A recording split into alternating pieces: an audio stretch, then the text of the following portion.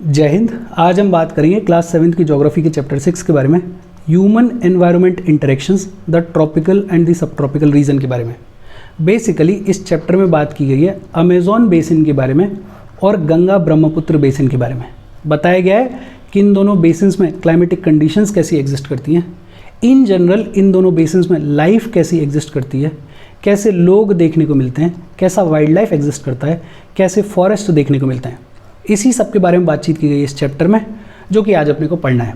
अच्छा, वीडियो पे लाइक के बटन को दबा दो, शेयर कर दो अपने सोशल मीडिया हैंडल्स पे और चैनल को सब्सक्राइब कर लो। देखो शुरू करते हैं। और चैप्टर शुरू होता है एक कहानी के साथ में, एक स्टोरी के साथ में। और ये कहानी अपने लिए बिल्कुल भी काम की नहीं है। तो हम बात करेंगे life in the Amazon basin के बारे में। अमेजोन अपने को पता है कि अमेजोन इज़ अ रिवर, और ये रिवर कहाँ फ्लो करती है? ये फ्लो करती है साउथ अमेरिका में। इनफैक्ट अमेजोन को लेके कुछ छोटी छोटी चीज़ें हमने ऑलरेडी पढ़ी हुई हैं, जैसे Amazon is the world's largest river by volume. By volume दुनिया की सबसे लार्जेस्ट रिवर कौन सी है? अमेजोन है। दूसरा भी अपने को पता है, Amazon is the second longest river in the world. दुनिया की सेकेंड लॉन्गेस्ट रिवर भी कौन सी है? अमेजोन है। दुनिया की सबसे लॉन्गेस्ट रिवर कौन सी है? नाइल रिवर है। और ये नाइल रिवर कहाँ फ्लो करती है? ये फ्लो करती है अफ्रीका में। कहाँ फ्लो करती है? अफ्रीका में। ये बेसिक बातचीत है जो ऑलरेडी हमने पढ़ी हुई है। आज हम बात करेंगे अमेजोन बेसिन के बारे में। अमेजोन तो अपने को पता है कि एक रिवर है। बेसिन क्या होता है? आपने सुना होगा, Ganga basin, Brahmaputra basin, Indus basin, Amazon basin. तो ये बेसिन क्या होता है? ज्योग्राफी में एक टर्म चलता है रिवर बेसिन, और रिवर बेसिन का बड़ा सिंपल सा मतलब है। रिवर बेसिन का मतलब area drained by the river and it's tributaries. River और उसकी ट्रिब्यूटरीज के द्वारा जो एरिया ड्रेन किया जाता है, जो एरिया प्रवाहित किया जाता है, उसे बुलाया जाता है रिवर बेसिन। अगर और सिंपल लैंग्वेज में बोलें तो रिवर और उसकी ट्रिब्यूटरीज के द्वारा जितना भी एरिया कवर किया जाता है उसे बुला सकते हैं अपन रिवर बेसिन। अब सवाल आता है कि ये ट्रिब्यूटरीज क्या होती हैं। इसके बारे में भी हमने ऑलरेडी पढ़ा हुआ है, लेकिन एक बार फिर से रिवाइज कर लेते हैं। मान लेते हैं कि ये है मेन रिवर। इस मेन रिवर में ये जो छोटी छोटी रिवर्स आके ज्वाइन कर रही हैं, इन छोटी छोटी रिवर्स को बुलाया जाता है ट्रिब्यूटरीज। क्या बुलाया जाता है? ट्रिब्यूटरीज। और मेन रिवर और उसकी ट्रिब्यूटरीज के द्वारा जो भी एरिया ड्रेन किया जाता है, जो भी एरिया प्रवाहित किया जाता है, उसे बुलाते हैं अपन रिवर बेसिन। तो अमेजोन बेसिन क्या हुआ? बड़ा सिंपल सा मतलब है, अमेजोन रिवर और उसकी ट्रिब्यूटरीज के द्वारा जो भी एरिया ड्रेन किया जाएगा उसे बोलेंगे अमेजोन बेसिन। फिगर में देख लेते हैं, ये जो ग्रीन में दिखाया गया है, ये वो एरिया है जो कि अमेजोन और उसकी ट्रिब्यूटरीज के द्वारा ड्रेन किया जाता है। बेसिकली ये है अमेजोन बेसिन। ये क्या है? अमेजोन बेसिन है। ये अमेजोन मेन रिवर और ये इसकी बहुत सारी ट्रिब्यूटरीज हैं। और ये जो एरिया अमेजोन और उसकी ट्रिब्यूटरीज के द्वारा ड्रेन किया जा रहा है, इसको अपन क्या बुलाते हैं? Amazon basin. अगर जोग्राफिकली थोड़ा और नोटिस करोगे तो ये है 0 डिग्री इक्वेटर। ये क्या है? 0 डिग्री इक्वेटर। ऊपर ये वाली लाइन है 10 डिग्री नॉर्थ लैटिट्यूड। कौन सी है? 10 डिग्री नॉर्थ लैटिट्यूड। इधर नीचे ये है 10 डिग्री साउथ लैटिट्यूड। कौन सी है? 10 डिग्री साउथ लैटिट्यूड। तो अपन ये कह सकते हैं कि ये जो अमेजोन बेसिन है, ये लाई करता है इक्वेटोरियल रीजन में। कहाँ लाई करता है? इक्वेटोरियल रीजन में। होपफुली ये तो आपको पता होगा, पता होना चाहिए। अगर नहीं पता है तो देख लेते हैं। देखो, ये अर्थ मान लेते हैं अपनी, और ये है 0 डिग्री इक्वेटर। ये ऊपर वाली लाइन है ट्रॉपिक ऑफ कैंसर। क्या है? Tropic of Cancer. और ये नीचे वाली लाइन है Tropic of Capricorn. Tropic of Cancer से लेकर ट्रॉपिक ऑफ कैप्रिकॉन के बीच में जो एरिया है उसे बुलाया जाता है ट्रॉपिकल रीजन। क्या बुलाया जाता है? Tropical region. और ट्रॉपिकल रीजन में भी 0 डिग्री इक्वेटर से लगभग 10 डिग्री नॉर्थ और 10 डिग्री साउथ के बीच में ये जो रीजन है, इस रीजन को बुलाया जाता है इक्वेटोरियल रीजन। इस रीजन को क्या बुलाया जाता है? Equatorial region. तो अपन ये कह सकते हैं कि अमेजोन का जो बेसिन है वो ट्रॉपिकल रीजन में लाई करता है। और ट्रॉपिकल रीजन में भी अमेजोन का बेसिन कहाँ पे लाई करता है? एग्जैक्टली इक्वेटोरियल रीजन में लाई करता है। और वही ऊपर लिखा हुआ है कि ये जो अमेजोन का बेसिन है ये ट्रॉपिकल रीजन में लाई करता है। इक्वेटर के बेहद पास 10 डिग्री नॉर्थ से लेके 10 डिग्री साउथ के बीच में लाई करता है। और 10 डिग्री नॉर्थ से लेके 10 डिग्री साउथ के बीच में ये जो एरिया है, इसको बुलाया जाता है इक्वेटोरियल रीजन। तो अपन सिंपली ये कह सकते हैं कि अमेजोन बेसिन कहाँ पे लाई करता है? इक्वेटोरियल रीजन में लाई करता है। ये जो अमेज़न रिवर है ये फ्लो कर रही है यहाँ से, कहीं से, यहाँ से शुरू हो रही है और यहाँ पे इतनी ज्योग्राफी हमने पढ़ ली है, यहाँ पे एक माउंटेन रेंज एग्जिस्ट करती है जिसका नाम है एंडीज़। कौन सी माउंटेन रेंज है? एंडीज़। मतलब अमेज़न जो है वो एंडीज़ माउंटेन से निकलती है और फिर आगे की तरफ फ्लो करती है और अल्टीमेटली अटलांटिक ओशन में जाके गिर जाती है। वही आगे लिखा हुआ है कि it flows from the mountains. कौन से माउंटेन से फ्लो होती है? एंडीज से फ्लो होती है and reaches the Atlantic ocean, और अल्टीमेटली कहाँ जाके गिरती है? अटलांटिक ओशन में जाके गिरती है। अमेज़न बेसिन बेसिकली क्या है? अमेज़न और उसकी ट्रिब्यूटरीज के द्वारा जो भी एरिया ड्रेन किया जाता है उसको अपन बोलते हैं अमेज़न बेसिन। कंट्रीज़ की अगर बात करें, वो कंट्रीज़ कौन सी हैं जहाँ पे अमेज़न बेसिन एक्सटेंड करता है? डायग्राम में देख लेते हैं, लेकिन इसको थोड़ा साफ कर लेते हैं ताकि थोड़ा दिखे चीज़ें। देखो कौन सी कंट्रीज़ हैं, इधर देखोगे तो ये छोटी सी कंट्री है इक्वाडोर। इक्वाडोर में थोड़ा सा एरिया है अमेज़न बेसिन का। इधर फिर एक और कंट्री है पेरू। पेरू में काफ़ी एरिया है अमेज़न बेसिन का। और इधर ये ब्राज़ील, ब्राज़ील में तो बड़ा लंबा चौड़ा एरिया है अमेज़न बेसिन का। इधर नीचे देखोगे तो ये कंट्री है वोलेबिया, और वोलेबिया में भी थोड़ा सा एरिया है अमेज़न बेसिन का।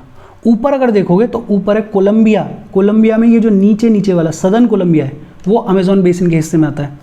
और इधर अगर देखोगे तो वेनेजुएला, और वेनेजुएला में ये बिल्कुल छोटा सा एरिया है जो कि अमेज़न बेसिन का हिस्सा है। मतलब अमेज़न बेसिन किन कंट्रीज़ में एक्सटेंड करता है? ब्राज़ील में है, पेरू में है, वोलेबिया में है, इक्वाडोर में है, कोलंबिया में है और छोटा सा हिस्सा वेनेजुएला का भी है। एक सवाल पूछा गया है, name the countries of the basin through which the equator passes. Amazon basin की वो कंट्रीज़ जहाँ से इक्वेटर पास करता है। इसी डायग्राम को अगर थोड़ा देख लोगे तो दिख जाएगा। देखो ये है 0 डिग्री इक्वेटर, ये है 0 डिग्री इक्वेटर, और ये 0 डिग्री इक्वेटर कहाँ से पास कर रहा है? इधर इक्वाडोर से कर रहा है, फिर ये कोलंबिया से भी पास कर रहा है और फाइनली ब्राज़ील से पास कर रहा है। मतलब अमेज़न बेसिन की वो 3 कंट्रीज़ जहाँ से इक्वेटर पास करता है कौन कौन सी है? इक्वाडोर है, कोलंबिया है और ब्राज़ील है। और ये इंपॉर्टेंट है, एग्जाम्स में पूछ लेते हैं कि बताओ साउथ अमेरिका की कौन सी कंट्रीज़ हैं जहाँ से इक्वेटर पास करता है? यही कंट्रीज़ हैं, इक्वाडोर है, कोलंबिया है और ब्राज़ील है। एक टर्म और दे रखा है, रिवर्स माउथ। रिवर्स माउथ क्या होता है? The place where a river flows into another body of water is called river's mouth. वो जगह जहाँ से रिवर किसी दूसरी वाटर बॉडी में एंटर करती है उस जगह को अपन बोलते हैं रिवर्स माउथ। अगर आपको याद हो तो हमने बात की थी डिस्ट्रीब्यूटरीज के बारे में, और वहाँ हमने पढ़ा था रिवर्स के माउथ के बारे में। देखो रिवर अपना पूरा रास्ता तय करने के बाद जब अल्टीमेटली ओशन में गिरने वाली होती है तो उससे थोड़ा सा पहले इसमें से बहुत सारी डिस्ट्रीब्यूटरीज बनने की शुरुआत हो जाती है। ये जहाँ से डिस्ट्रीब्यूटरीज बन रही हैं इसको अपन बोल देते हैं माउथ। क्या बोल देते हैं इसको? अपन माउथ बोल देते हैं।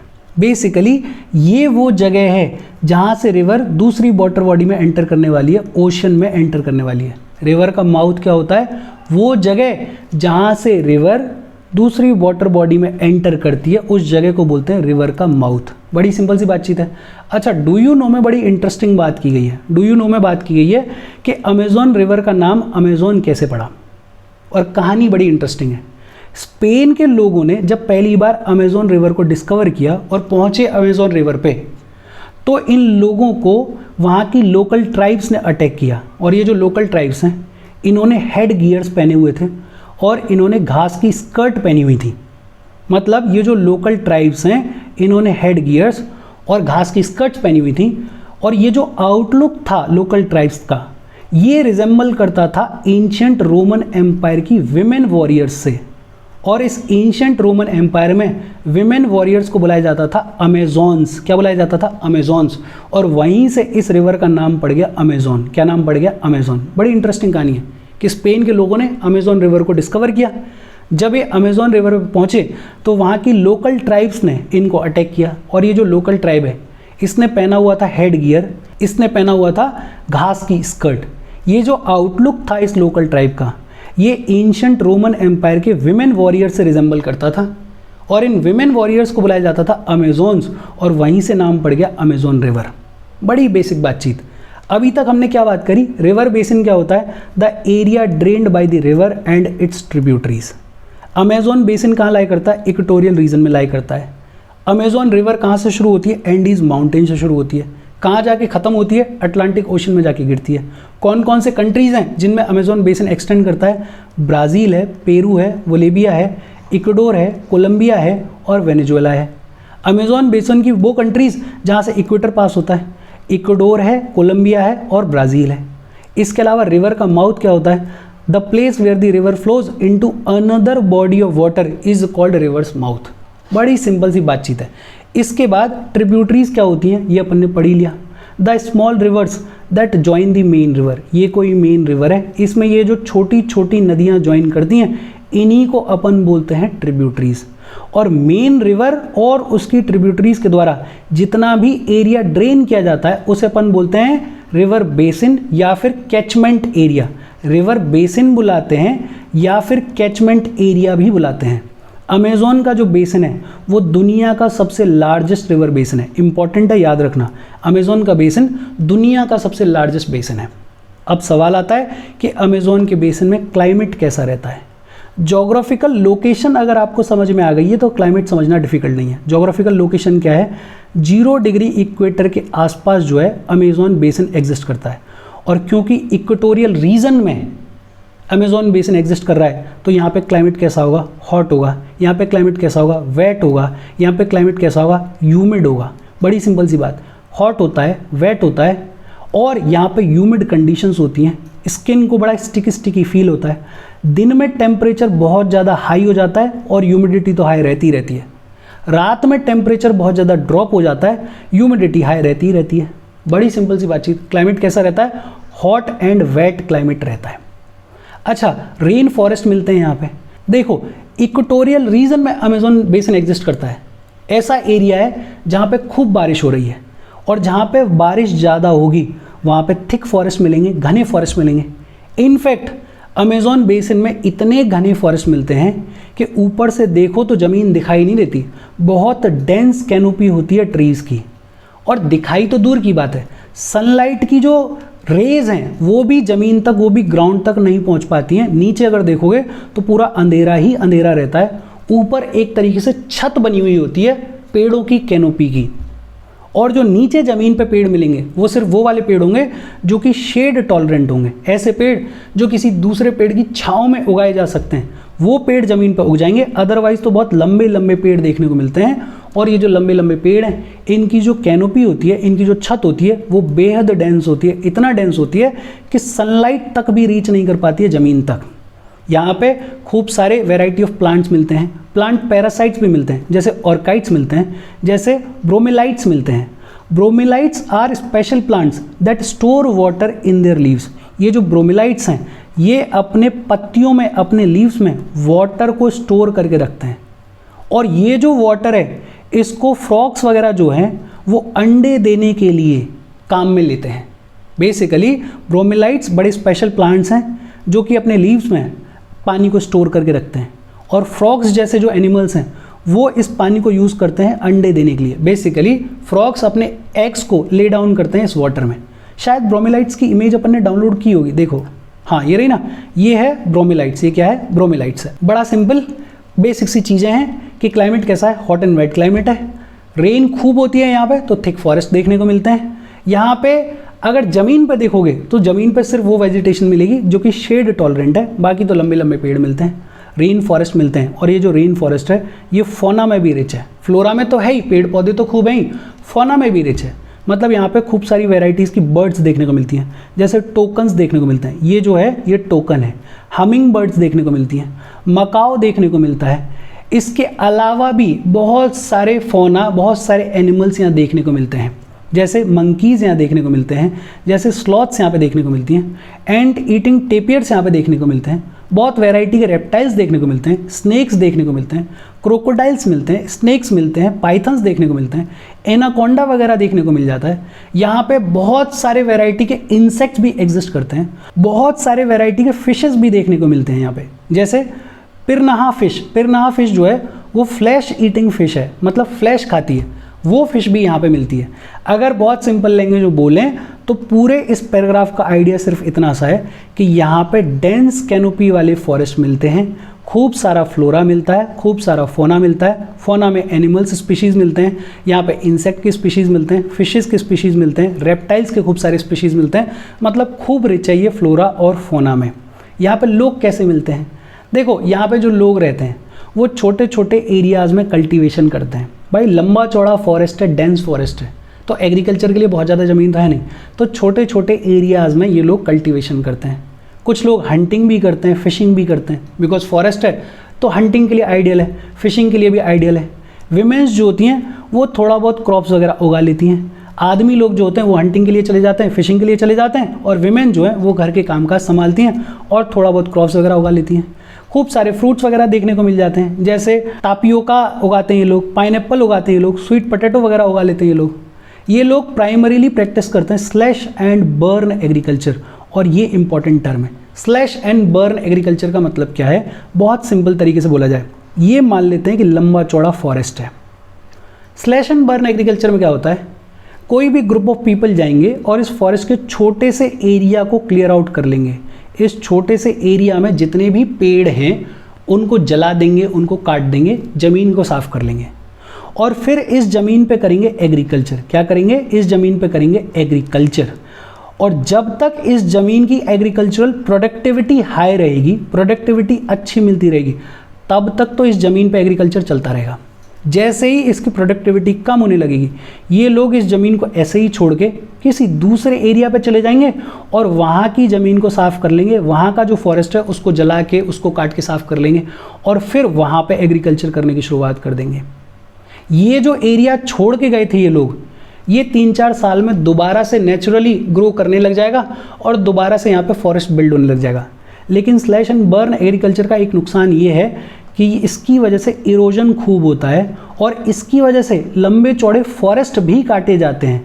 भाई ये जो एरिया है फॉरेस्ट एरिया, अब अगर ये नेचुरली दोबारा ग्रो होगा तो इसको टाइम लगेगा, 15-20 साल लगेंगे। लेकिन उस 15-20 साल में नुकसान कितना हो जाएगा? फॉरेस्ट कितना ज़्यादा कट गया, इरोजन कितना ज़्यादा हो गया, उसका मैग्नीट्यूड बहुत ज़्यादा रहता है। स्लैश एंड बर्न होपफुली समझ में आएगा। स्लैश एंड बर्न का मतलब है कि कोई भी लोग जाते हैं फॉरेस्ट के एक छोटे से एरिया को साफ करते हैं, जलाते हैं, पेड़ वेड़ को काट देते हैं और उस एरिया पे करते हैं एग्रीकल्चर। जब तक एग्रीकल्चर की प्रोडक्टिविटी अच्छी रहती है तब तक तो उस एरिया पे एग्रीकल्चर होता है। जैसे ही प्रोडक्टिविटी कम होने लगती है, ये लोग उस एरिया को छोड़ के किसी दूसरे एरिया को जाके क्लियर आउट कर लेते हैं, वहाँ के पेड़ पौधों को जला के साफ कर लेते हैं और फिर वहाँ पे एग्रीकल्चर करने की शुरुआत कर देते हैं। वही लिखा हुआ है, slash and burn is a way of cultivating land where the farmers clear a piece of land by slashing or cutting down trees and bushes. These are then burnt, which releases the nutrients into the soil. Now crops are grown in these cleared fields for a few years. After repeatedly using the patch of the land, the soil loses the nutrients, so it is abandoned.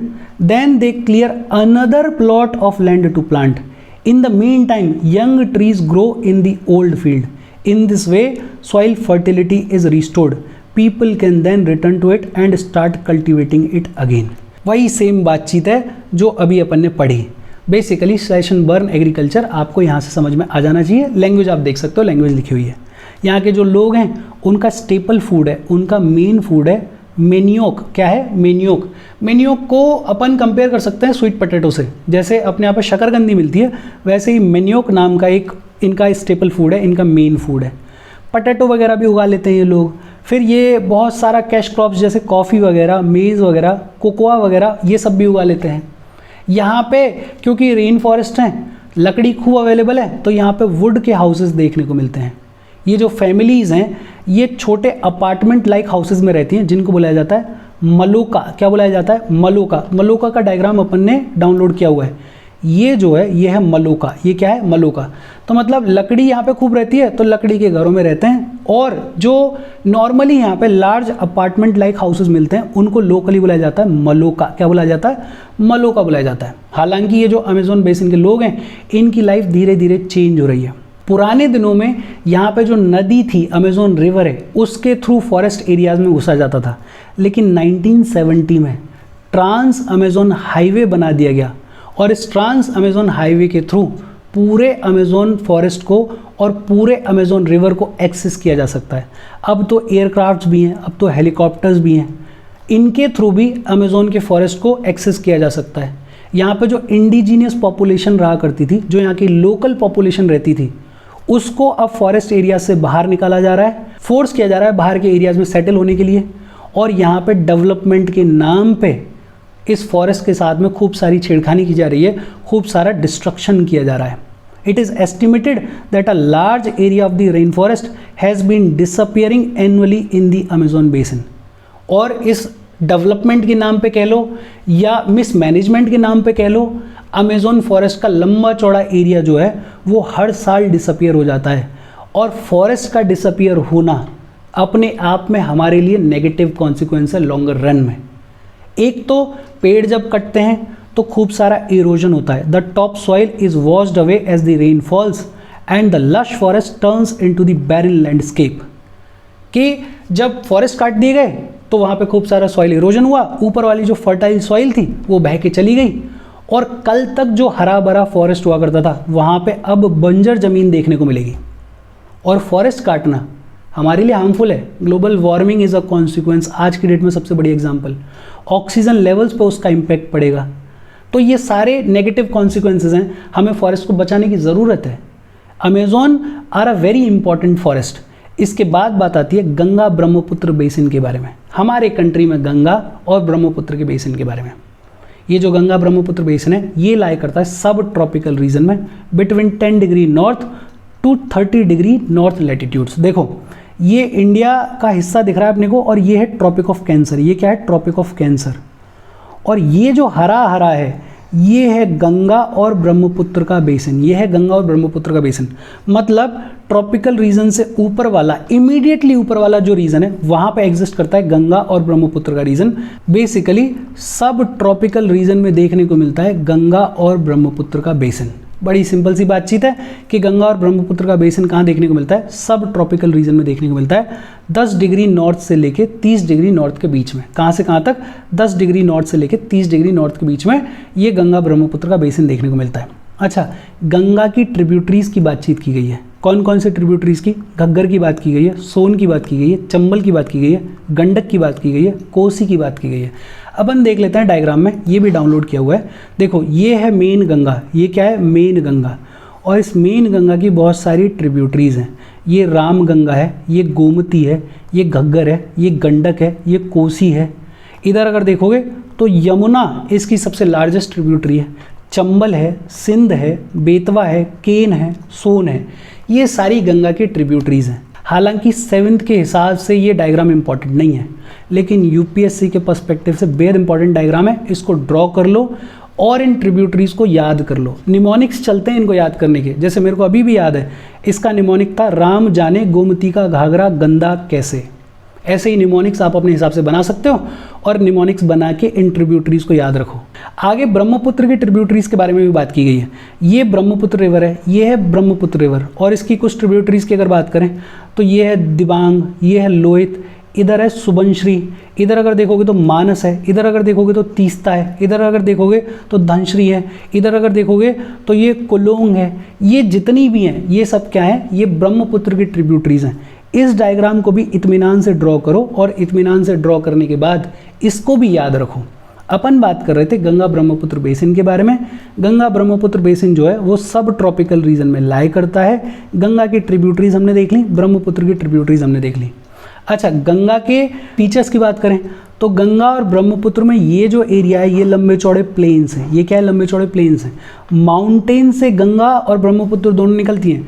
Ganga इधर से निकल रही है और ब्रह्मपुत्र इधर से चल के आती है, माउंटेन से निकलती हैं। फुट हिल्स, माउंटेन्स के जो इमीडिएटली प्लेन्स में एंटर करने वाला जो एरिया है उसको बोलते हैं फुट हिल्स। फुट हिल्स यहाँ पे देखने को मिलती हैं। इसके अलावा हिमालयाज आपको पता ही है।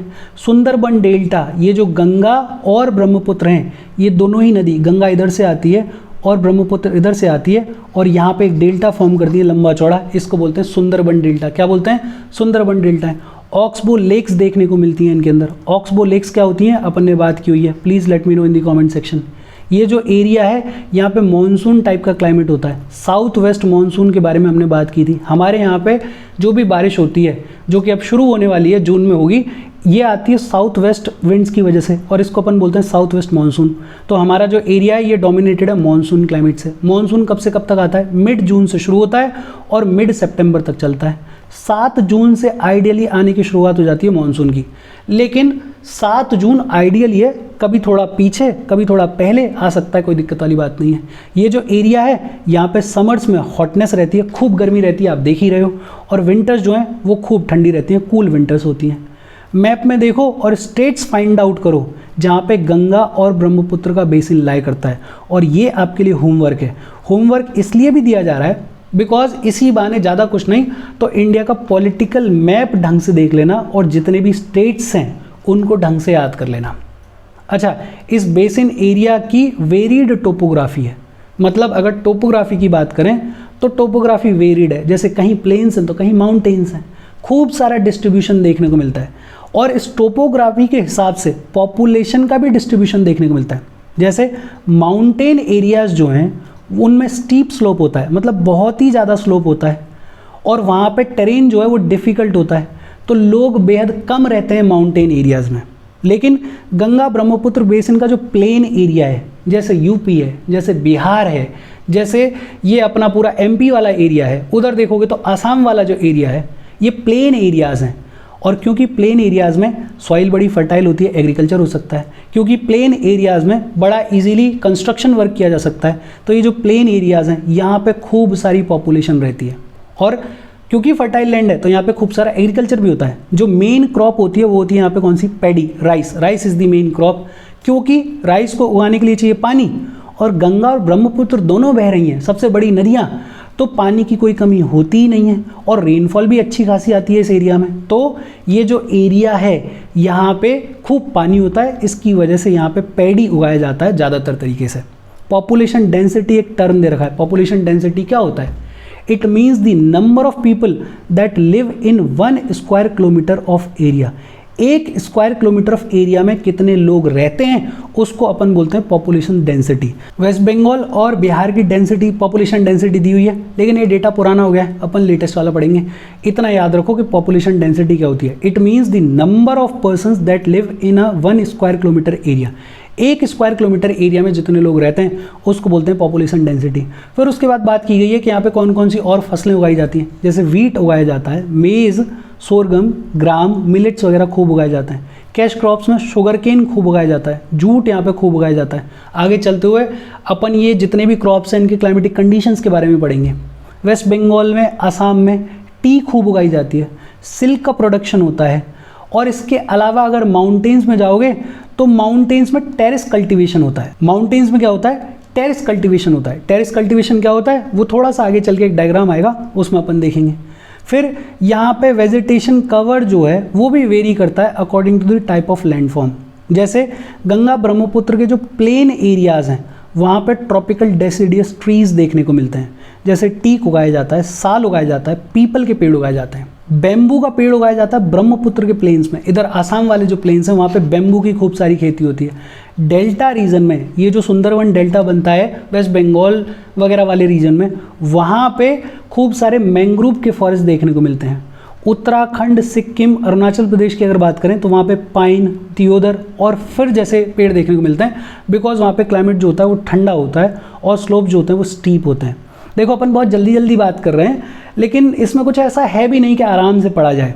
एक बार फिर से देख लेते हैं। ये जो गंगा ब्रह्मपुत्र का बेसिन है ये सब ट्रॉपिकल रीजन में एग्जिस्ट करता है। गंगा की ट्रिब्यूटरीज हमने देखी, ब्रह्मपुत्र की ट्रिब्यूटरीज हमने देखी। फीचर्स की अगर बात करें तो गंगा ब्रह्मपुत्र बेसिन में प्लेन्स भी देखने को मिलते हैं, माउंटेन्स भी देखने को मिलते हैं, फुट हिल्स भी देखने को मिलती है।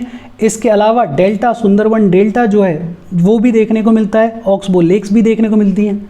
ये जो एरिया है ये मॉनसून क्लाइमेट से डोमिनेटेड है।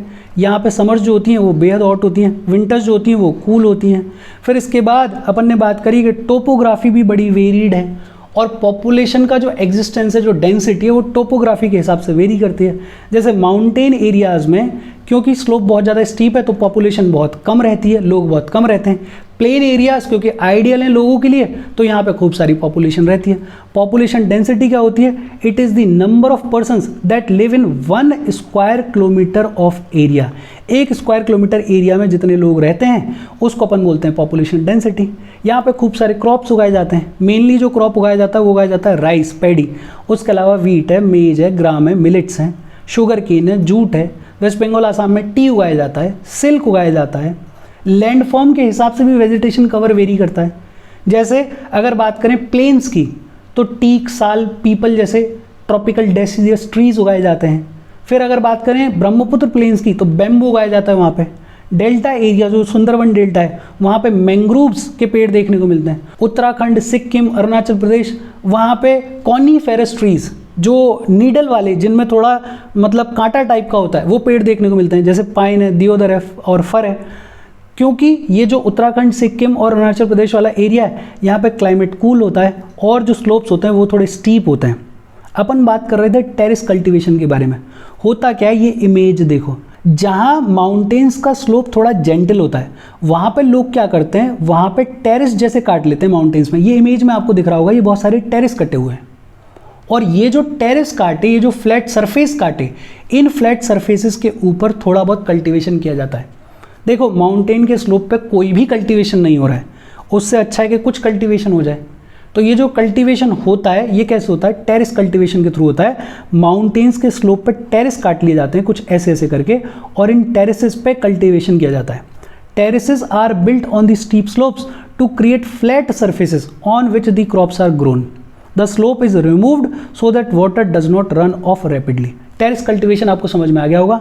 माउंटेन के स्लोप के ऊपर टेरेस काट लिया जाता है, फ्लैट सरफेस बना लिया जाता है और उस फ्लैट सरफेस के ऊपर कल्टीवेशन किया जाता है। गंगा ब्रह्मपुत्र बेसिन की अगर बात करें तो यहाँ पे खूब वाइल्ड लाइफ भी देखने को मिलती है। जैसे एलिफेंट्स देखने को मिलते हैं कॉमनली, टाइगर्स देखने को मिलते हैं, डियर, मंकीज देखने को मिलते हैं। वन हॉर्न्ड राइनो जो है वो असम वाले एरिया में देखने को मिलता है। डेल्टा एरिया में सुंदरवन डेल्टा जो है वहाँ पे बंगाल टाइगर और क्रोकोडाइल्स देखने को मिलते हैं। फिर यहाँ पे खूब सारी फ्रेश वाटर फिशेस देखने को मिलती हैं, क्योंकि रिवर वाटर है, लेक्स हैं, तो खूब सारी फिशेस देखने को मिलती हैं।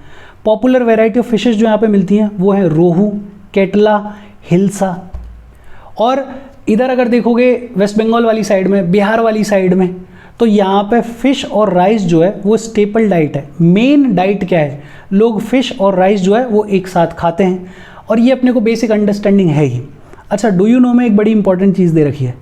गंगा और ब्रह्मपुत्र के फ्रेश वाटर में एक डॉल्फिन मिलती है जिसको बुलाया जाता है शूशू। क्या बुलाया जाता है, शूशू, या फिर इसको ब्लाइंड डॉल्फिन भी बुलाते हैं। शूशू या फिर blind dolphin is a fresh water dolphin जो कि गंगा और ब्रह्मपुत्र में मिलती है। और शूशू का प्रेजेंस ये सिग्निफाई करता है कि रिवर जो है वो हेल्दी है, मतलब रिवर बढ़िया तरीके से फंक्शन कर रही है। लेकिन आजकल अपन देख ही रहे हैं कि खूब सारा इंडस्ट्रियल वेस्ट, खूब सारा अर्बन वेस्ट जो है वो रिवर्स में रिलीज़ कर दिया जाता है। और जब वेस्ट रिलीज़ किया जाएगा तो ये जो ब्लाइंड डॉल्फिन है इसकी हेल्थ को इम्पैक्ट होगा। और अगर इसकी हेल्थ को इम्पैक्ट होगा तो अपने को पता लग जाना चाहिए कि रिवर का जो इकोसिस्टम है वो ठीक तरीके से फंक्शन नहीं कर रहा है, उसको पॉल्यूट किया जा रहा है। लेक की बात की गई है कि लेक के क्या फ़ायदे होते हैं। ये बड़े बच्चों के लेवल पे बात की गई है कि फ़िशिंग वगैरह कर सकते हैं, वो सारी चीज़ें कर सकते हैं। अपन जैसे जैसे आगे बढ़ेंगे ये चीज़ें और डिटेल में आएंगी। ये जो कहानी है इसको अपन छोड़ रहे हैं बिकॉज कहानियाँ इंपॉर्टेंट नहीं है, कुछ इंपॉर्टेंट होता है तो मैं देख लेता हूँ। अच्छा, गंगा ब्रह्मपुत्र प्लेन्स जो हैं इन पे खूब सारे टाउन्स और खूब सारे सिटीज़ भी लोकेटेड हैं। जैसे इलाहाबाद है, कानपुर है, वाराणसी है, लखनऊ है, पटना है, कोलकाता है। ये अपन देख लेते हैं। इधर डायग्राम में कुछ एक तो दे ही रखी होंगी। जैसे इधर अगर देखोगे तो ये है कन्नौज, इधर ये लखनऊ है, इधर इलाहाबाद है। और वही ये पैराग्राफ कहने की कोशिश कर रहा है कि ये जो गंगा और ब्रह्मपुत्र रिवर्स हैं इनके प्लेन एरियाज़ में खूब बड़े बड़े टाउन्स और बड़े बड़े सिटीज़ जो हैं वो एग्जिस्ट करते हैं। और क्योंकि ये जो सिटीज़ हैं, ये जो टाउन्स हैं, ये गंगा ब्रह्मपुत्र के ऊपर लोकेटेड हैं, के आसपास लोकेटेड हैं, तो यहाँ पे खूब सारी पॉपुलेशन रहती है, डेंसली पॉपुलेटेड एरियाज़ हैं। लेकिन एक दिक्कत वाली बात भी है कि जब ज़्यादा पॉपुलेशन आसपास में रह रही है तो इस जितना भी वेस्ट है अर्बन एरियाज़ का उसको कभी कभार इन रिवर्स में रिलीज़ कर दिया जाता है। हालांकि हमारे प्राइम मिनिस्टर जो हैं वो स्वच्छ भारत की बात कर रहे हैं, उन्होंने नमामि गंगे प्रोग्राम शुरू किया हुआ है। रिवर गंगा को कंजर्व करने के लिए, बचाने के लिए नमामि गंगा प्रोग्राम शुरू किया हुआ है। लेकिन इसके बावजूद भी वेस्ट वाटर को रिलीज़ कर दिया जाता है, गंदगी को रिलीज़ कर दिया जाता है, जिसकी वजह से ये जो रिवर्स हैं इनमें पॉल्यूशन होता है। फिर गंगा ब्रह्मपुत्र बेसिन में अगर ट्रांसपोर्ट की बात की जाए तो बड़ा वेल डेवलप्ड ट्रांसपोर्ट है, बिकॉज प्लेन एरियाज़ हैं तो रोडवेज़ का लंबा चौड़ा नेटवर्क है, रेलवेज़ का लंबा चौड़ा नेटवर्क है, वाटरवेज़ का भी अच्छा खासा नेटवर्क है। अपन आगे चलते हुए पढ़ेंगे नेशनल वाटरवे 1, नेशनल वाटरवे 2। ये जो नेशनल वाटरवे 1 है ये है इलाहाबाद से हल्दिया तक, और नेशनल वाटरवे 2 है ये है सादिया से दुबरी तक। ये दोनों वाटरवेज के बारे में अपन पढ़ेंगे। अगर आपको पता है तो अच्छी बात है, अगर नहीं पता है तो थोड़ा इंतज़ार करो, शायद 9th या 10th क्लास की ज्योग्राफी में इन वाटरवेज के बारे में बातचीत की गई है। कोलकाता जो कि इम्पॉर्टेंट पोर्ट सिटी है वो रिवर हुगली पर लोकेटेड है, तो मतलब खूब अच्छा खासा नेटवर्क है यहाँ पे, रोडवेज़ का भी, रेलवेज़ का भी, वाटरवेज़ का भी, और क्योंकि डेंसली पॉपुलेटेड है तो यहाँ पे खूब सारे एयरपोर्ट्स भी हैं। टूरिज़्म के लिए बड़ा इंपॉर्टेंट सेंटर है। एक तो नदियों पे टूरिज़्म बहुत अच्छा हो ही पाता है, अच्छी सी जगह होती है। इसके अलावा ताजमहल लोकेटेड है इसी एरिया में, रिवर यमुना पे, तो ताजमहल को देखने के लिए खूब सारे लोग आते हैं, देश विदेश से आते हैं। इलाहाबाद जो है वो गंगा और यमुना के कॉन्फ्लुएंस पे लोकेटेड है, इलाहाबाद संगम जिसे बोला जाता है, तो यहाँ पे खूब सारे टूरिस्ट आते हैं। उत्तर प्रदेश और बिहार में बहुत सारे बुद्धिस्ट साइट्स हैं, उनको विजिट करने के लिए खूब सारे लोग आते हैं। लखनऊ में इमाम बाड़ा है, इमाम बाड़ा आपने सुना होगा, एक नवाब ऑफ अवध हुए हैं अशफ़-उद-दौला, अशफ़-उद-दौला, अगर पता है तो ठीक है, लेकिन क्योंकि अपन यूपीएससी के हिसाब से पढ़ रहे हैं तो मैं जो चीज़ें याद हैं उनको बताता जा रहा हूँ। ये जो इमाम बाड़ा है इसको अशफ़-उद-दौला जो कि अवध के नवाब हैं उन्होंने बनवाया था 1784 में। असम में काजीरंगा है, मानस है जो कि अपने आप में बेहद इंपॉर्टेंट टूरिस्ट स्पॉट्स हैं। अरुणाचल प्रदेश का जो ट्राइबल कल्चर है वो अपने आप में वर्दी है विजिट करने के लिए, तो यहाँ पे खूब सारा टूरिज़्म भी देखने को मिलता है। और इसके साथ इस चैप्टर की बातचीत ख़त्म हो गई। चैप्टर में बहुत ज़्यादा कुछ था नहीं, छोटी छोटी चीज़ें, माइन्यूट सी चीज़ें, उन माइन्यूट सी चीज़ों का एक वर्ड व्यू बना लो और दिमाग में बिठा लो कि कैसे ऑपरेट कर रही है बेसिन्स, यहाँ पे लाइफ कैसी होती है, ताकि आगे जैसे जैसे अपन बढ़ें तो एक अंडरस्टैंडिंग डेवलप होती जाए। चैप्टर ख़त्म हो गया, कोई डाउट हो please comment. Thank you very much.